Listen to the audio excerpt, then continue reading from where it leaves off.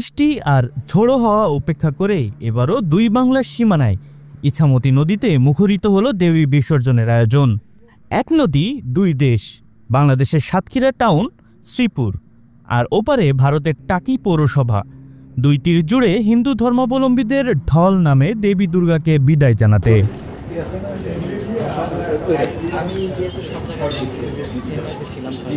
ভক্তদের মূল আকর্ষণের কেন্দ্রবিন্দু ছিল সীমান্ত ঘেঁষা ইছামতি নদী।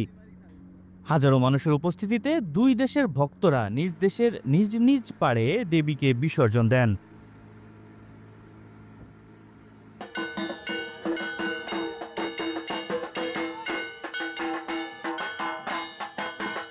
টাকি বিসর্জন হচ্ছে, এপার ওপার দুই পার থেকে বিসর্জন। সেই বিসর্জন আমরা দেখতে এসেছি। তা মা চলে যাচ্ছে, প্রতি বছর মা আসে, এসে একবারই আসে মা, এসে চলে যায়। গেলে তখন স্বাভাবিক আমাদের একটু খারাপ লাগে, একটু মার কাছে কত অনুরোধ বিনোরোধ আমাদের করতে, যে আমার সন্তানাদি অসুস্থ হলে তাদের কাছ থেকে কামনা করে নিতে, যে আমার সন্তান স্বামী সবাই যেন ভালো থাকে। তো সেই মা আজকে চলে যাচ্ছে। আজ বিজয় দশমী। ইছামতি নদীর তীরে আমি ছোট থেকে দেখে এসেছি যে দুটি দেশের মানুষজন খুব অল্প কিছু সময়ের জন্য হলেও বছরে হয়তো একটি মুহূর্ত যেখানে এক জায়গায় হইতে পারে। বর্তমানে যে পরিস্থিতি, দুইটা দেশের হয়তো ডিপ্লোমেসি ঠিক যাচ্ছে না, যার একটা প্রভাব আমরা আজকে দেখতে পাচ্ছি যে তেমনভাবে দুটি দেশের দুটি পাড়েও তেমন মানুষের আনাগোনা নেই। তাছাড়া একটা কারণ হচ্ছে আজকে পরিবেশটা হয়তো অনুকূলে না, আকাশে প্রচুর মেঘ, বৃষ্টি ভাব, যার কারণে মানুষজনের উপস্থিতিও একটু কম। সেই হিসাবে যেটা আছে আশা করব এটা ঠিক হয়ে যাবে। সামনের দুইটি দেশের ডিপ্লোমেসি যদি ঠিক হয়, মানুষজনের আবারও ভিড় নামবে, নৌকাগুলো এপার ওপার দুই পাড়েই আসবে, মানুষজন আনন্দটা। তবে সামগ্রিক পরিস্থিতি আর প্রাকৃতিক প্রতিকূলতার কারণে এবারের আয়োজনে আগের দিনের মতো জৌলুস দেখা যায়নি। দর্শনার্থীদের মধ্যেও ছিল কিছুটা আক্ষেপ। আজকে মায়ের দশমী পূজা, আজ আমরা 5 দিন যাবৎ মায়ের সাথেই ছিলাম। তো আজকে বাংলাদেশ ভারত বর্ডারেই বিসর্জন হচ্ছে, আমরা সেই বিসর্জন দেখতে আসছি, খুবই আনন্দ লাগছে। আর যদি আমরা একটু ট্রলারে উঠতে পারতাম সেটাও ভালো লাগতো। সবাই ভারত বাংলাদেশ সীমান্তে আমরা দাঁড়িয়ে আছি, বিজয় মেলা আসছে। আজকের প্রাকৃতিক দুর্যোগের কারণে লোকজনের সংখ্যা খুবই কম, অন্য বছরের তুলনায় এবছর খুবই লোক কম। আমাদের মায়ের বিসর্জন হচ্ছে, মা আমাদের ছেড়ে চলে যাচ্ছেন। ভারত বাংলার মা তো একই জন, তাই আমাদের মনটা খুবই খারাপ। তাই ইছামতি নদীর তীরেই আমরা দাঁড়িয়ে আছি, বাংলাদেশ পাড়েই, দেখি খুবই ভালো লাগতেছে। আনন্দ হয়, অনেক সুন্দরভাবে বিসর্জন হয়।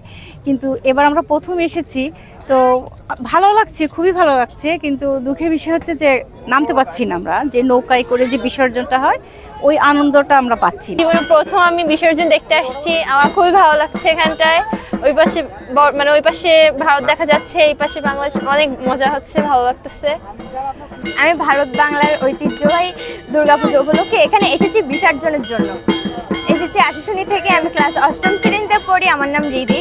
আর এখানে অনেকেই দেখছি এসেছি দূর দূরান্ত থেকে, সাতক্ষীরা থেকে, বিভিন্ন এলাকা থেকে। আমার মতো আরও অনেকেই আছে যারা এটা দেখতে এসেছে দূর দূরান্ত থেকে। তবুও সব ধরনের শঙ্কা ও আশঙ্কা উড়িয়ে দিয়ে সাতক্ষীরার মণ্ডপগুলোতে বোধন থেকে শুরু করে বিসর্জন পর্যন্ত সকল আয়োজন সুষ্ঠুভাবে সম্পন্ন হয়েছে।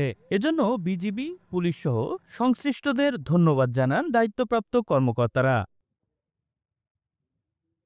আপনারা জানেন যে সীমান্তে বিজিবি জনগণের আস্থা ও নিরাপত্তার প্রতীক। এটা ছাড়াও আমাদের মাননীয় ডিজি মহোদয়ের নির্দেশনায় আমরা আমাদের এই যে পূজা উৎসব, যেটা হলো বাংলাদেশের সর্ববৃহৎ দুর্গাপূজা, এটাতে আমরা যথাযোগ্য নিরাপত্তা ব্যবস্থা নিয়েছি। আপনারা জেনে খুশি হবেন যে আমরা টোটাল এই পূজা শুরু হওয়ার আগে থেকে আমাদের প্রিপারেশন ছিল, এবং আমরা 24 তারিখ থেকে পুরো আমাদের এই ওয়ার্ডে 4টা বেস ক্যাম্প করেছি, এবং টোটাল 14টা প্লাটুন ইন অ্যাডিশন আমাদের ডিপ্লয় করতে হয়েছে।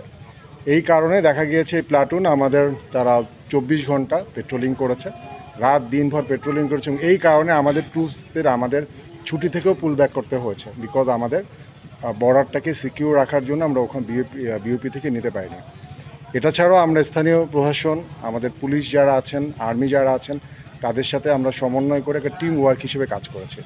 এছাড়াও আমাদের সাথে আপনারা জানেন যে রিভার অ্যান্ড বর্ডার গার্ড যেটা আরবিজি কোম্পানি যেটা আছে, তারাও তাদের উপকূলবর্তী এলাকায় উত্তর কৈখেলি এবং সমগ্র এলাকায় তারাও যথাযোগ্য সাপোর্ট দিয়েছে। এখন কমান্ডার রৌফ কিছু বলবেন।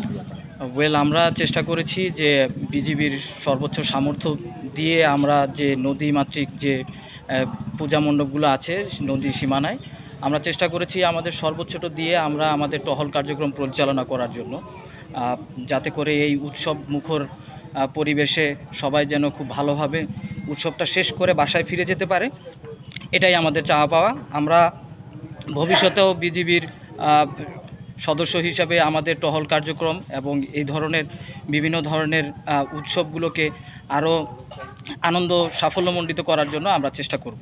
প্রসঙ্গত, ইছামতি নদীর এই ব্যতিক্রমী আয়োজনের পাশাপাশি সাতক্ষীরা জেলা জুড়ে 591টি দুর্গা মণ্ডপের বেশিরভাগই শান্তিপূর্ণভাবে দেবী বিসর্জন দিয়েছে।